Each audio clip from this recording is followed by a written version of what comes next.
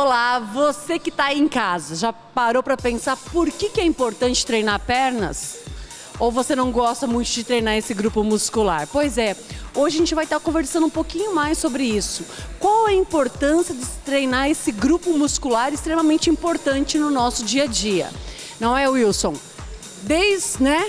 Nós precisamos desse grupo muscular ao longo da nossa vida, é isso?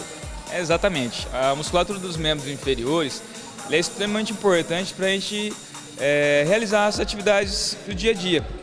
Inclusive, a gente sabe que é um dos grupos musculares que primeiro perde-se força, né? Então, com a idade, a gente tem um decréscimo acentuado da força muscular e os membros inferiores são os que sentem mais essa perca. E a gente fala então que ter musculatura forte de membros inferiores determina uma proteção, inclusive, de toda a nossa coluna, por conta da capacidade de mobilizar pesos, né? Como pegar um saco de arroz num compartimento, pegar algum peso que você tenha que agachar. Tendo força muscular satisfatória nos membros inferiores, a gente tem uma distribuição dessa sobrecarga e a gente vai ter um menor estresse na coluna, né? Então, fortalecer a perna também é um fator de proteção de toda a nossa estrutura, né? Inclusive a coluna vertebral. Então, é importante, em qualquer idade e de preferência o quanto antes, a gente preparar a musculatura, favorecer o fortalecimento da musculatura de membros inferiores para que a gente possa ter um bom desempenho, não só em atividades esportivas, mas também nas atividades do dia a dia. Normalmente nas academias nós observamos que as mulheres gostam bastante de treinar as pernas, né? Tudo isso por uma cultura, por uma mídia que, né, bate em cima disso. E os homens, muitas, né, das vezes, não dão a devida importância para esse grupo muscular. Pesquisas mostram que aumentar, né, essa força de membros inferiores também está associada ao aumento de alguns hormônios responsáveis pela hipertrofia muscular, é isso? Exatamente. Quando a gente treina, utiliza grandes volumes musculares num exercício, e esse exercício se torna extremamente intenso, a gente tem um aumento da produção de alguns hormônios que são importantes para o nosso anabolismo, né, ou para o aumento dos tecidos musculares, que é o GH.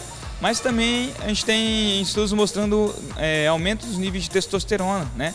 Ou pelo menos nos momentos de pico de produção de testosterona, esse pico é mais alto, a gente produz mais hormônios nesses momentos.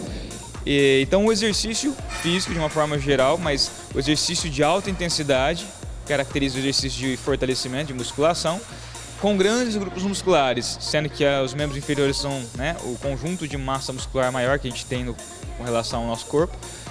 Determina o aumento desses hormônios. Então é interessante para a hipertrofia.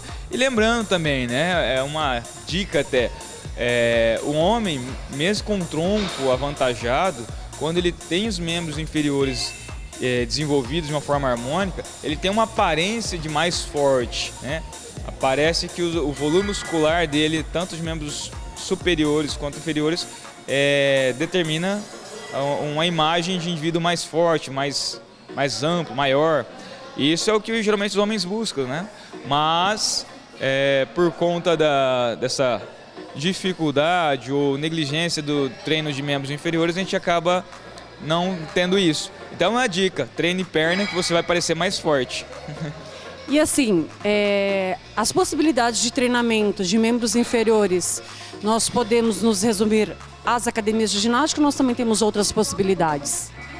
Treino para membros inferiores talvez seja mais fácil, a gente tem um leque maior de possibilidades de treinar membros inferiores, né? Não necessariamente a gente precisa de um equipamento de musculação.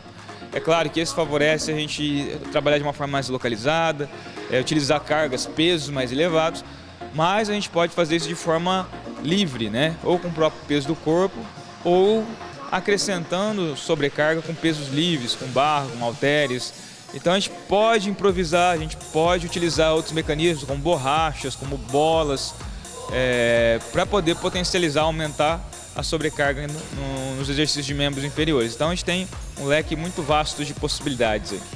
E esses exercícios, eles são similares para ambos os sexos? Sim, quando a gente pensa em treinamento de força, o estímulo ele é compatível. A gente tem até uma proximidade maior com as mulheres quando a gente fala de membros inferiores, né? A gente sabe que a mulher tem uma quantidade de massa muscular muito menor em membros superiores do que os homens. Quando a gente fala de membros inferiores, a gente tem praticamente uma compatibilidade relativa, é claro, né, ao peso corporal. Porque a mulher tem uma massa muscular maior nos membros superiores comparados membros inferiores, né, comparados aos superiores. Então, com relação ao treino, os estímulos, a intensidade,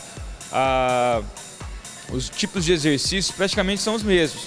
As mulheres sempre têm aquela ânsia, né, de focar mais em glúteos, mas de uma forma geral os exercícios devem ser os mesmos.